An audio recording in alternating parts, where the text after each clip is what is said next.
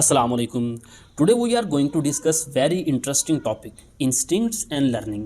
Behaviour वाला chapter हमने शुरू कर रखा है जिसका आज ये दूसरा लेक्चर है।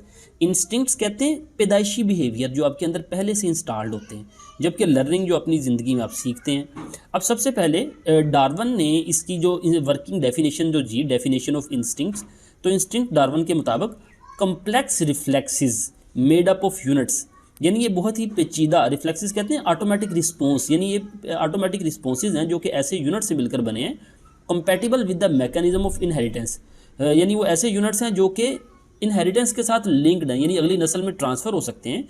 And product of natural selection, और वो नेचुरल सिलेक्शन के नतीजे में बने हैं, उस किसी भी स्पीशी में नेचुरल सिलेक्शन के नतीजे में आए हैं। Evolve together with the other aspects of life, और वो ज़िंदगी के दूसरी चीज़ों के साथ साथ उनकी भी एवोल्यूशन हुई है। जैसा कि एम्फीबियन से रेप्टाइल और रेप्टाइल से बर्ड्स और एनिमल्स बने, यानी जानदार के अंदर जिस तरह बाकी अज़ा की एवोल्यूशन हो रही है, इसी तरह उसके बिहेवियर की भी एवोल्यूशन होती है।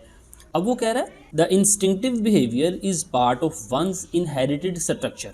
देखें, जिस तरह हमारे बाकी जो स्ट्रक्चर हैं उनकी इनहेरिटेंस होती है, वालिदैन से बच्चों में मुंतकिल होते हैं, हमारा जो दिल है, हमारे हाथ हैं, हमारा ब्रेन है, तो बिल्कुल इसी तरह बिहेवियर भी इनहेरिटेड स्ट्रक्चर है बाय विच इंडिविजुअल रिस्पॉन्स, जिससे जानदार रिस्पॉन्स करता है टू पार्टिकुलर स्टिमुलस, किसी भी स्टिमुलस के अगेंस्ट रिस्पॉन्स करता है।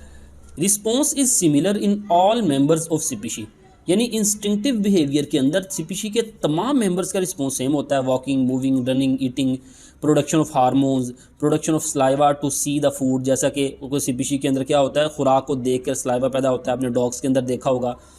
इसी तरह अर्ली इथोलॉजिस्ट अक्सकोल और लोरेंस के मुताबिक एनिमल्स रिस्पोंड इंस्टिंक्टिवली, यानी जानदार रिस्पॉन्स करते हैं पैदाइशी तौर पर टू द कॉम्प्लेक्स स्टिमुलाई, किसी स्टिमुलस को कॉल्ड साइन स्टिमुलाई, तो उस स्टिमुलस को हम साइन स्टिमुलाई कहते हैं।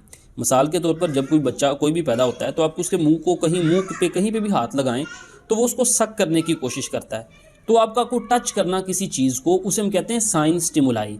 अब वो कह रहा है कि साइन स्टिमुलाई, इसका दूसरा नाम रिलीजर है।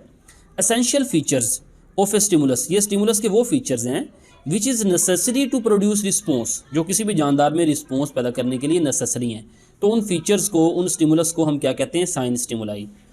मिसाल के तौर पर in the male 3 spine stickleback fish, ये एक फ़िश का नाम है जी, 3 स्पाइन टिकल बैक फिश, उसका जो मेल है has red belly in the breeding season, breeding season में उसकी बैली रेड हो जाती है। अब उसकी बैली का रेड होना, दिस इज साइन स्टिमुलस, ये एक साइन स्टिमुलस है that elicits aggression in the other territorial mail.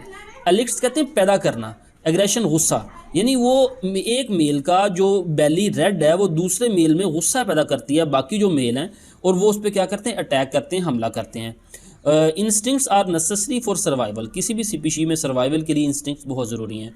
मिसाल के तौर पर ये मिसाल है फीमेल डिगर वेस्प की, इसका साइंटिफिक नेम है एमोफेलिया एड्रियंसिस।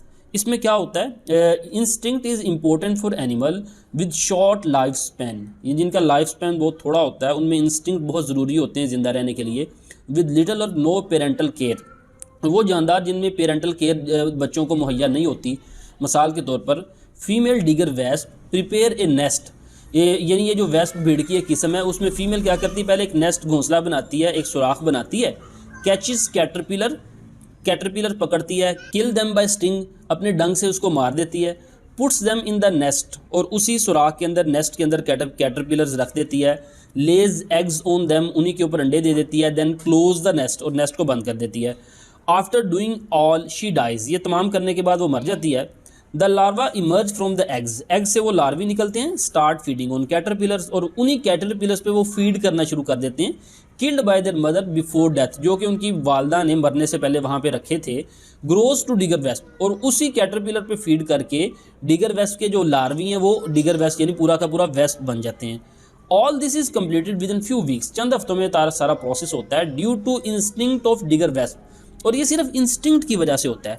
देखिए, ये जो डिगर वेस्प पैदा होता है इस पर फीमेल दोबारा से वही साइकिल चलाती है, हालांकि उसने अपनी मदर को ये सब करते देखा नहीं है।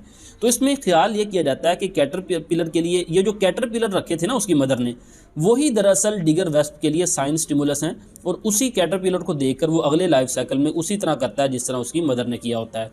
तो ये था आज का टॉपिक, मिलते हैं अगले टॉपिक के साथ। अस्सलामु अलैकुम वरहमतुल्लाहि वबरकातुहू।